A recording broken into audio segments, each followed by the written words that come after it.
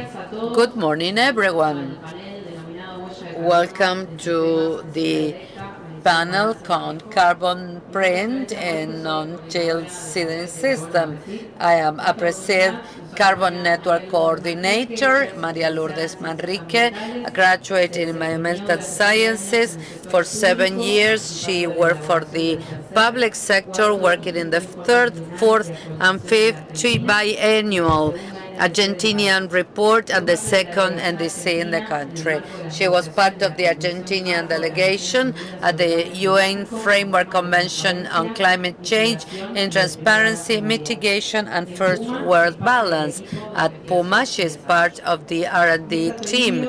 Mirta Toribio is an agricultural engineer from the South University, specialized in soil fertility and fertilization from the UVA School of Agriculture, and specialized in quality from the South University. Has been with Profertil, heading R&D marketing, and has authored a number of scientific publications locally and abroad. Cleiton Vargas has been with YARA for over 30 years and has been appointed Senior Innovation VP for the Americas, with a number of positions in different business units, commercials, operations, and logistics. He's an agricultural engineer from the Rio Grande do Sul University and a master's degree of the Higher School of Advertising and Marketing. In the last few years, the carbon print has gained relevance in Argentina, promoted by agriculture's protagonic role in the public and private sectors. Diverse initiatives are promoted to support more sustainable practices, to optimize the use of resources and promote the use of carbon. These actions tend to reduce the environmental impact, promoting adaptation to climate change. The carbon print in non-till seeding system was born in 2023 at Aapresid with a simple but ambitious print, measuring the carbon print and production efficiency of non-till systems. This started as a simple proposal and gained strength and scope thanks to the support of different key actors. From the beginning, several companies joined the project, acknowledging its potential and strategic value with the resources and knowledge, but also committed to our objectives. This public-private articulation was critical for all our actions. The role of farmers has been central. They are the foundation of our production chain. Their participation, commitment, and interest have supported overcoming the challenges. The project has grown significantly in results and scope and consolidated a collaboration network. We're very excited at sharing with you learnings and achievements of this process, and to get you more in detail, please follow the presentation by María Lourdes Manrique. After her presentation, a specialist from YARA and Profertil will share some technological solutions offered by the companies focused on contributing to reducing the environmental impact of production systems. Bueno, muchas gracias, Flor. Thank you, Flor, for your presentation. Thanks to everyone who joined us to listen to our material. Let me thank Aapresid for letting PUMA be here and share the calculation methodology with you, as well as the result of this project that is moving on forward. Let me thank all the companies that are accompanying the carbon footprint project, without which we could not do it.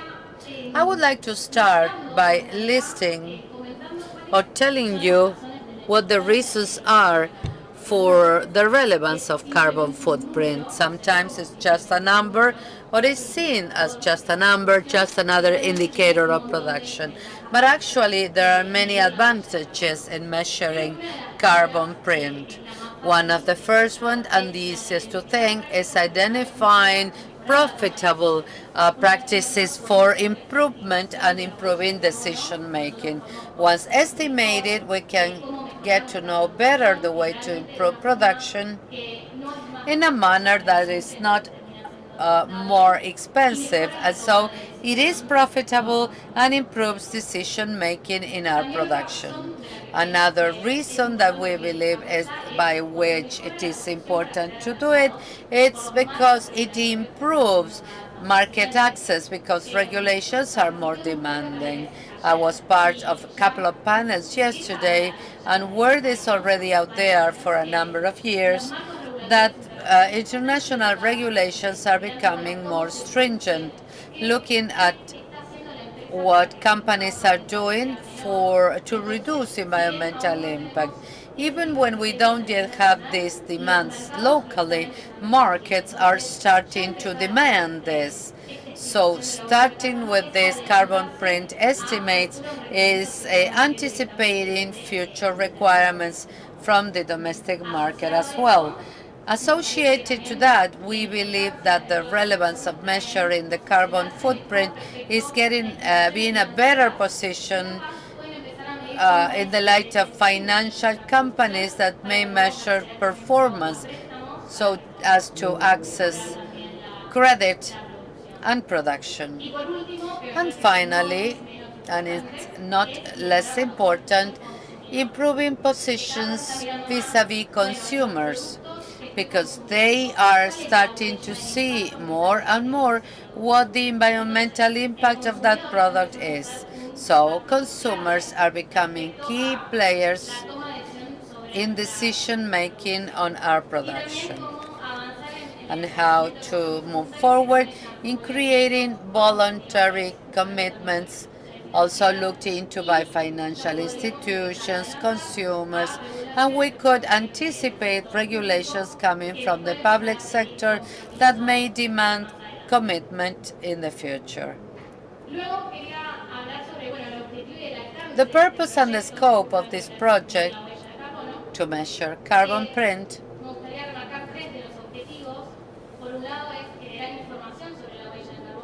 has a number of objectives.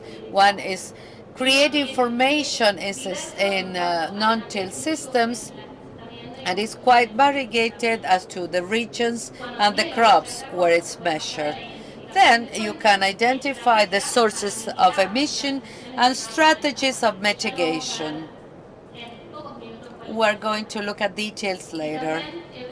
Another objective of the project is the dissemination through technical reports and digital platforms, because we just don't want to estimate the carbon print and keep the numbers, but to see what other growers are doing, what can I learn from others' lessons, exchange experiences, and see how I can improve my own performance. As to the scope of the project, I'm not going to mention all the provinces, but it is important to highlight that we have already 31st farms measured in 3 seasons between 2021 and 2024, and it was scalable in terms of area. We started with 10,000 hectares, and now we have 40,000. Thanks to technology being used in the project, it can be escalated, and there are more and more farmers that can measure their carbon footprint. Now I'm talking about carbon footprint, but how is it measured? PUMA has a role here as the facilitator of the technology for the measurement. PUMA is an ecosystem with different modules.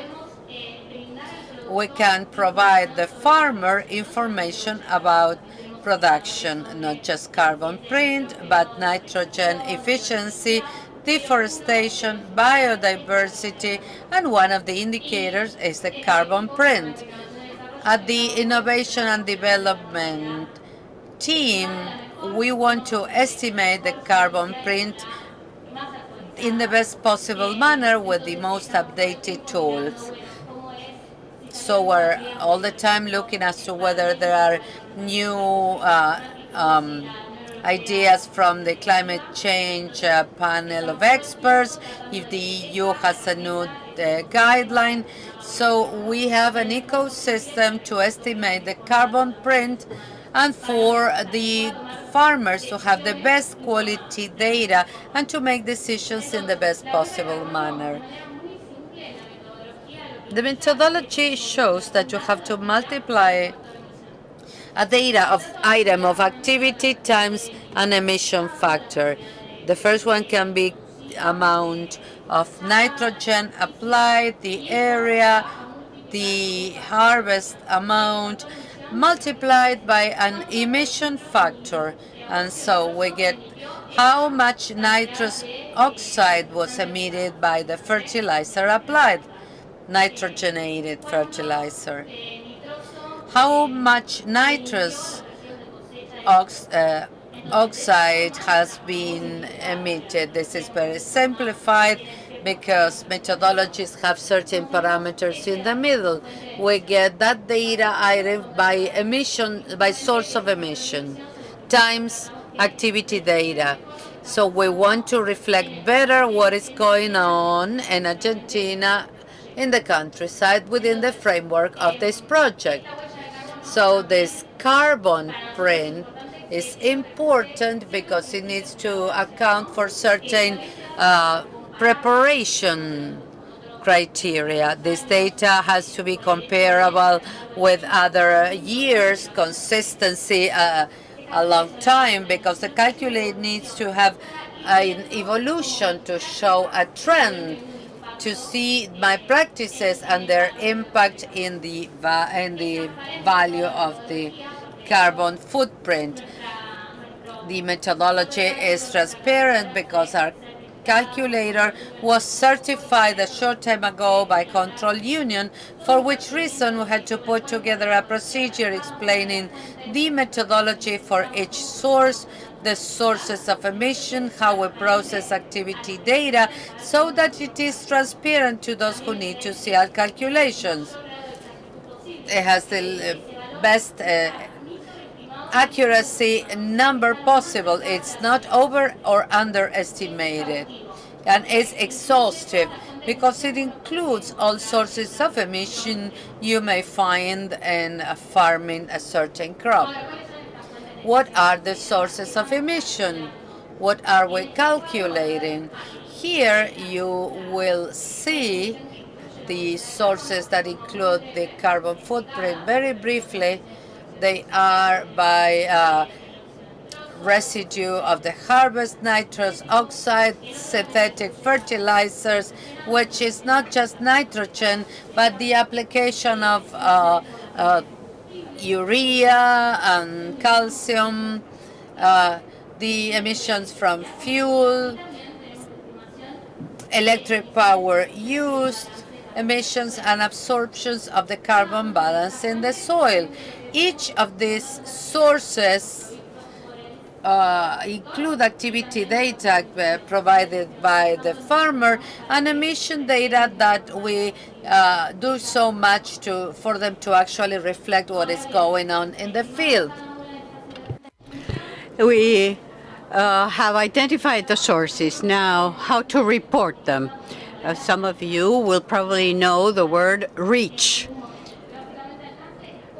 The reach that we're going to have is how we're going to order these emission sources. In the first reach, all of the direct emissions in your plot, burning fuels, for example, or synthetic fertilization or stubble decomposition. That will be reach 1. Then there's reach 2, which is very specific because it's only indirect emissions derived from energy purchased and used in agricultural activities. electric power. And then reach 3, that would be all of the indirect emissions outside your own plot, but related with field emissions because of the transportation of inputs, fertilizers, fuels used in my own field.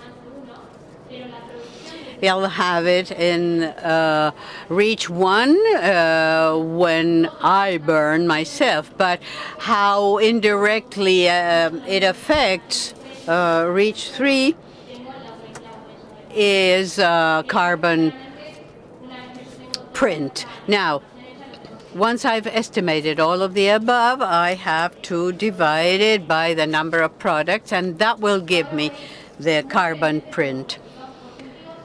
Results per crops. This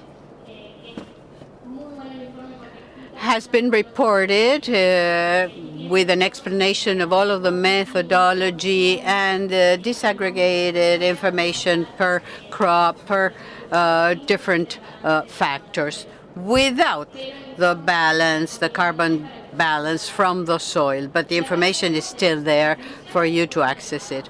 This is emissions in tons of sunflower, maize, wheat, soybean, second soybean, and sorghum, and the variability in the carbon print for the same crop, because clearly each crop will have different prints because it's different managements. So this will allow us to analyze the variability of the print, how big or how great it may be, without comparing crops. Wheat has greater variability, same for sorghum, but soybean and second soybean, not so much difference. Another very interesting part of the report is the comparison of the project average, the green dots, with the PUMA index. So we build an average of emissions per ton of the main crops according to the data we have in our platform of 2 million hectares that we monitored in the last 5 years. So this index allows us to compare the program factors with a national average. And what we found in emissions per ton is that it's always lower. This means that those who are using this management, the farmers that are using it because they are interested in lowering their emissions and improving their productivity, they are below the national average. So that's very positive. To see that this network is working is great.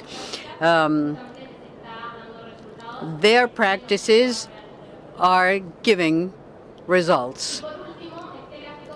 And lastly, this graph, which is key for me in order to identify the different mitigation strategies, because I may have my print, my figure, and see how I evolve year after year, but I have to be efficient to reduce my emissions.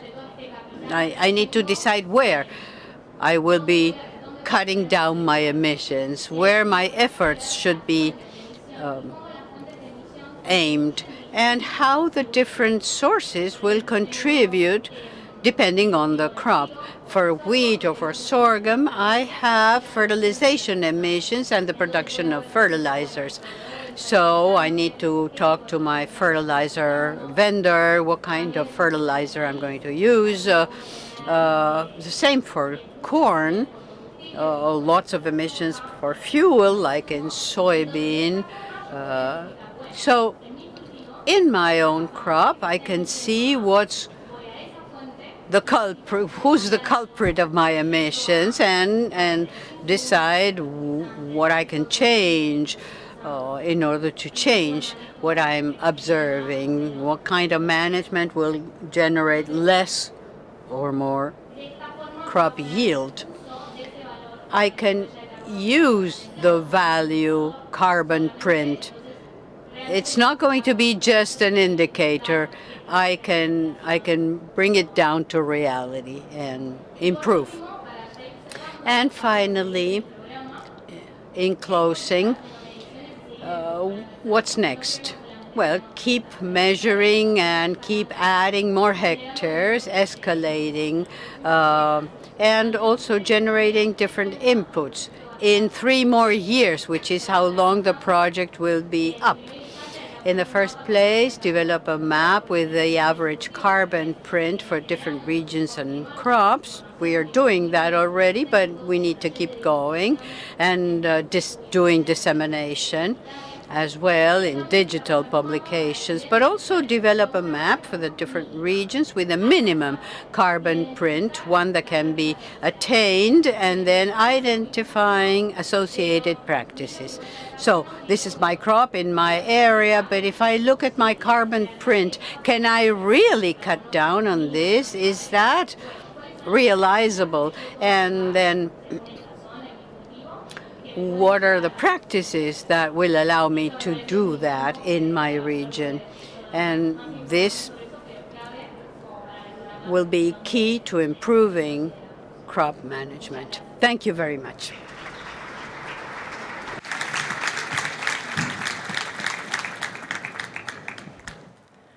Bueno, muchas gracias por participar de esta charla. Muchísimas gracias. Thank you very much for participating. We also thank Aapresid and fertilizer companies for us to be able to say where we're participating to mitigate greenhouse gases. We've been working with best practices to manage nutrition with the 4 R's.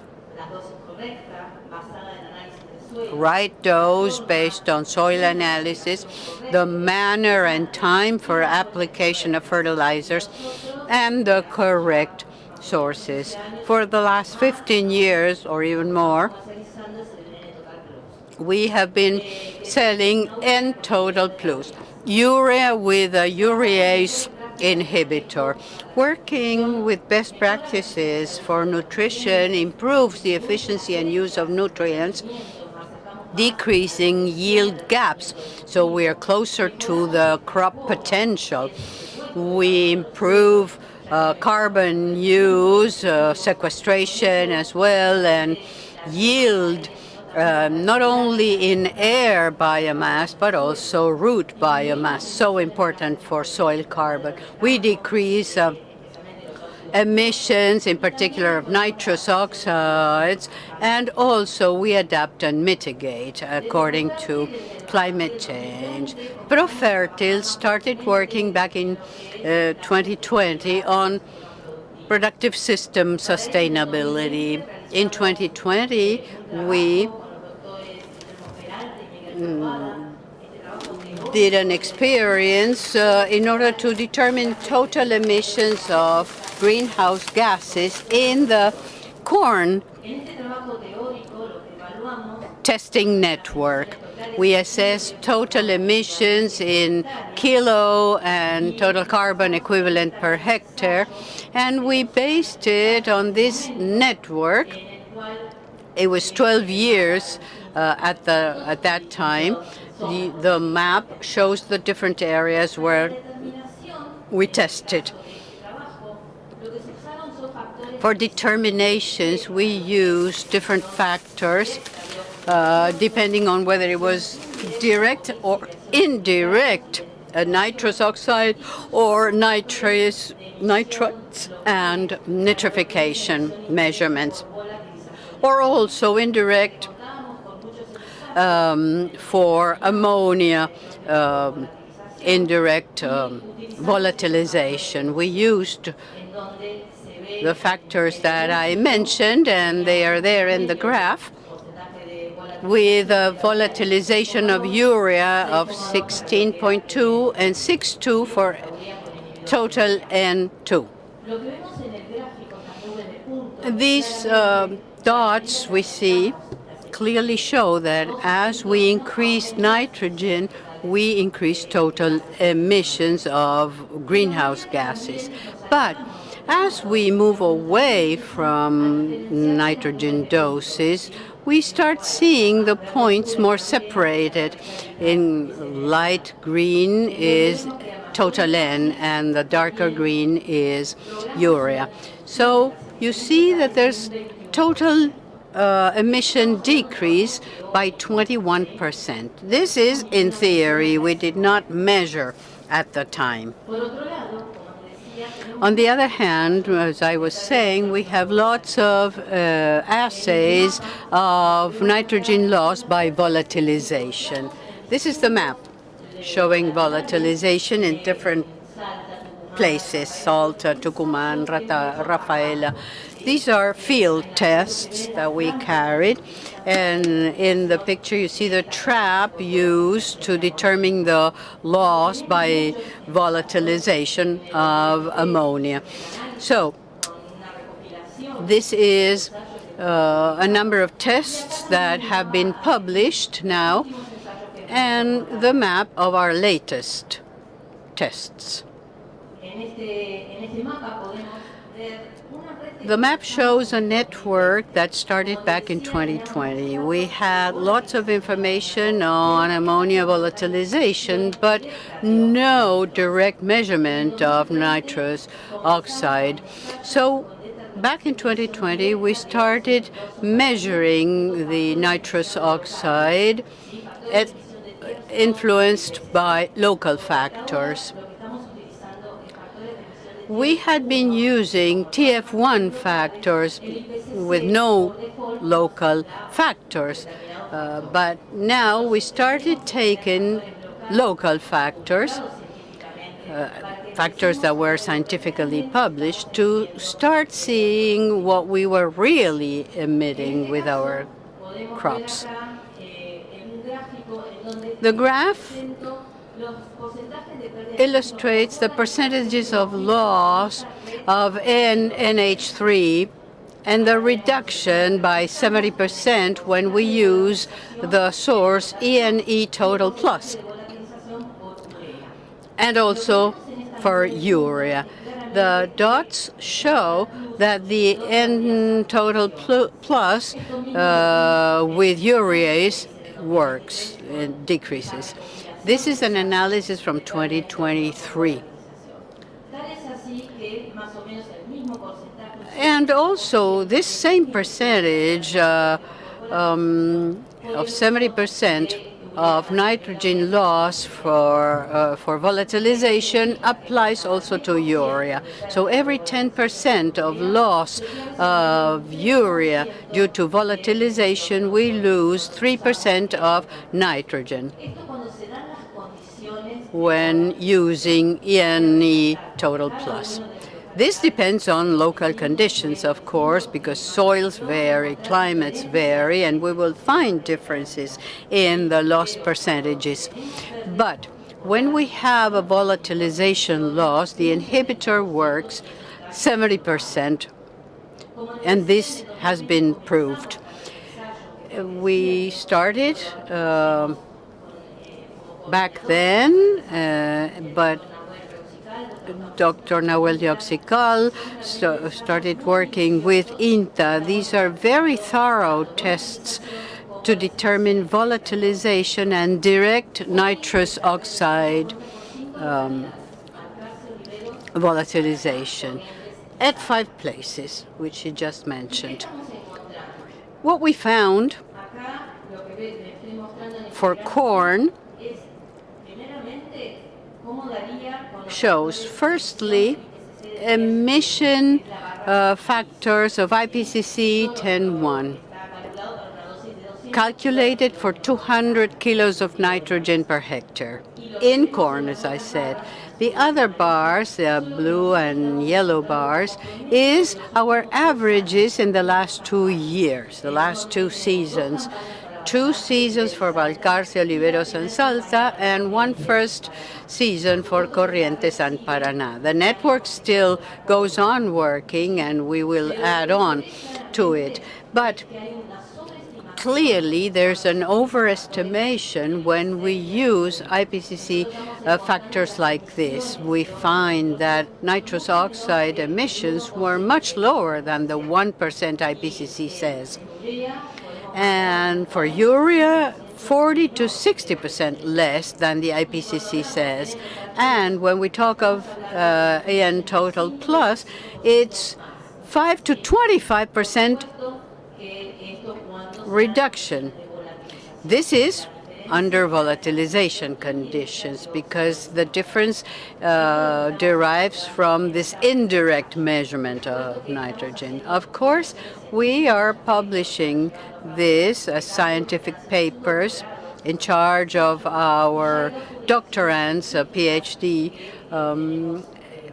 and as I said, there are scientific publications internationally.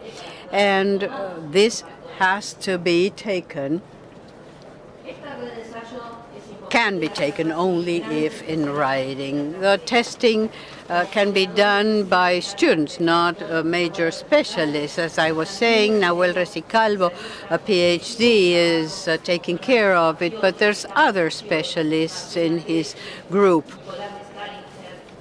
She's mentioning them, and Carolina Alvarez, who's coming on board this year. So specialists, work groups, and excellent professionals taking care of this. And in summary, what is the N total plus?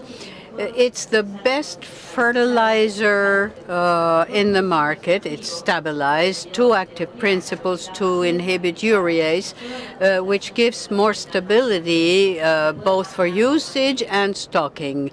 It can be stocked for longer periods.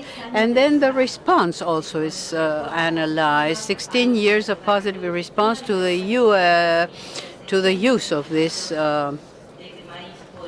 with higher yields, even 20 kilos more per hectare, and also better use of nitrogen, because nitrogen that we are using is more efficient because it's not being indirectly lost as nitrous oxide. 70% has been proven as working. This is how much we lose of nitrogen per volatilization. And there's theoretical studies showing that total greenhouse gases go down by 21% and 25% in field trials. Thank you very much.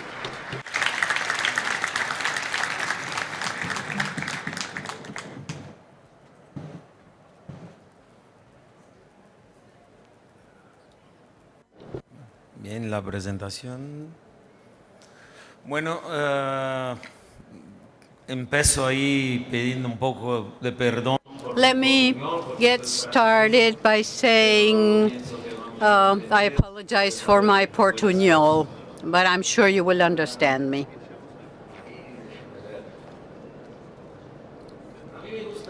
I like to start by saying about fertilizer impact. And the impact as a good impact is what I want to talk about. This is an example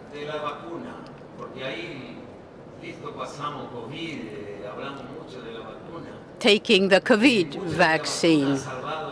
The vaccine has saved a lot of lives. The FAO says that if we stopped using fertilizer for 1 year, zero fertilizers in all of the farms worldwide, we would be producing half what we are producing today. So half the yield, knowing that we have stocks for only 2 months of grains for the world. We may extend it to 8 months, depending on how we calculate it. We will have a lot of people with hunger, and that will create probably wars. So that's one of the benefits that we derive from fertilizers. We have a challenge here. Everything we have produced up to here will have to be sustained for the next 50 years. What we have produced for the last 2,000 years, we will need to keep it up for the next 50 years, considering population growth. But if we apply technology, we will be able to produce more bare area. So what we produced for 2,000 years kept us going for 2,000 years. Same production will keep us going for 50 years now because of population growth. We have challenges like climate. We have other challenges connected to water availability, and those are real impacts. But we know that agriculture is accounted for 20% of greenhouse gases. Within that 20%, 11% is fertilizers. That 11% implies half production, half application on the field. So that's where we have to focus to improve, to reduce emissions. And this is what previous speakers were saying. So what are we doing in YARA in this connection? YARA started back in 2005 investing generously in catalyzers. Since 2005 and all the way to 2019, we were investing heavily.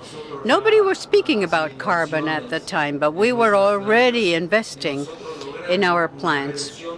And that implied a reduction of 45% of our emissions, in turn giving us a very competitive stance.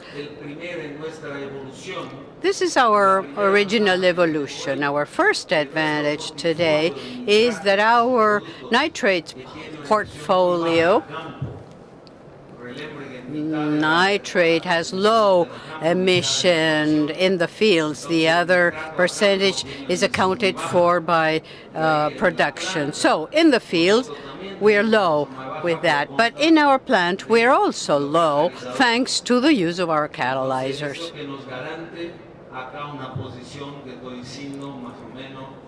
That places us in a 600% figure compared to what happens in the market. So this implies a lower carbon footprint, but maybe this is not enough. So the world will need more, so we need newer technologies. The second step, the YARA choice fertilizers. Nitrogen is in the air, so we need to remove that nitrogen from the environment. And what do? Well, the most competitive way to do it is with natural gas. We use natural gas, remove nitrogen from air, and when we do it with our catalyzers, we also reduce emissions. The second step, you see it on the slide, is using a specific product to lower the carbon footprint. With this fertilizer, we place it in depth or in the ocean.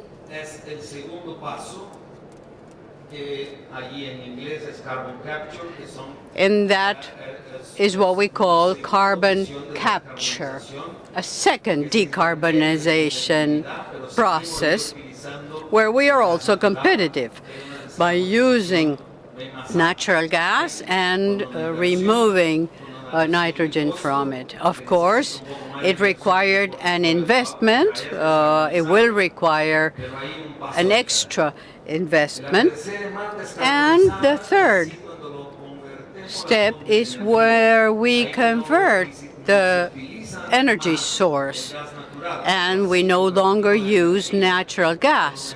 We convert energy by using renewable energy, wind energy, the sun. We can use these factors to obtain nitrogen from the air in a renewable fashion. And once we have removed the nitrogen, the fingerprint, the carbon footprint will have been reduced by up to 95%, the best scenario worldwide. So what we're doing is going step by step, requiring additional investments. We have pilot testings, we have a pilot scale testing, and also commercial scale testing. And in winding up,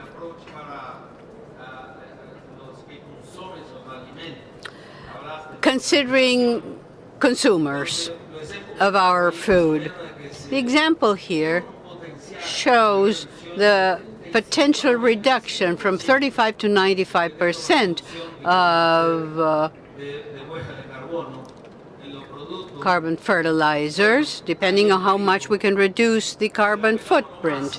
Take wheat, for example. The maximum would be reducing in wheat flour by 20%. If we do that in flour, it'll be a reduction of 15% on bread. And then we need to check our consumer, whether the food industry will consider this valuable, whether the consumer will consider this decrease good enough and buy this. But this is how we will reach from the farmer to the consumer. We will complete the cycle. Thank you.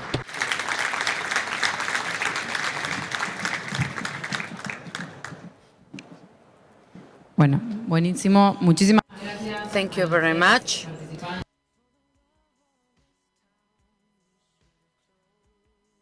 This is what we wanted to share with you. We have been working a lot on this project. That this is not the end of it, but it will move on. We want to work collectively with all the players in the value chain. We don't want to focus on the results, but on the process to build these tools together. There's not too much time. We're going to have just 2 questions, despite the fact that we have many. If you want to keep on talking with the panelists, of course you can do it. They will stay a bit longer. The first question, Lourdes, maybe this is more for you. How receptive do you believe the farmers are to changing management decisions when these results appear as to carbon footprint? Thank you for your question. Very, very. Typically, when they get their information, they are curious. How can I improve this? And so what the practices are that I can engage into the region they are in, what the crop is, and when they start estimating campaign by campaign and they see the results, they start seeing that it is worth it, and they change their management efforts. And they start being more demanding with us, like saying, what can we improve in their calculation to reflect our practices? And so this pushes us to improve as well as a tool. Feedback, good. The spirit of the project a bit. And I believe it is good for Cleiton and Mirta to answer, and a bit in these strategies considered to reduce nitrogenated fertilizers in the environment. There are many currents that say let's stop using fertilizer. There are others that say let's under-fertilize, let's use less, a lesser amount, and others that are supporting themselves in using a lot of fertilizer to maximize yield, and so as to make a balance, have a balance between what we put in and what we take out. What do you think about this current, about fertilizers? Thank you, Flor. First of all, we have the best management practices for nutrition. We always disseminate the fact that an analysis of the soil needs to be made. It's not one size fits all. Let's see what we have in the plot, the potential yield according to the year, according to the soil, the predecessor crop. There are many variables, but the soil analysis is critical to start thinking of a fertilization strategy.